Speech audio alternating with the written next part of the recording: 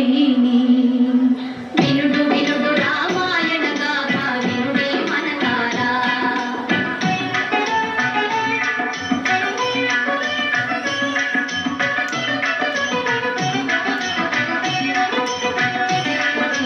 కౌసలేయుడా వింటి మహీపతి ఆనతి తెలిపెను పిన తల్లి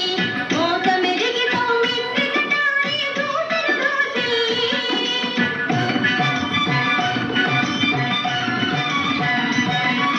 దోసమహీనను తీసె తమ్ముని రాముడు దయశాలి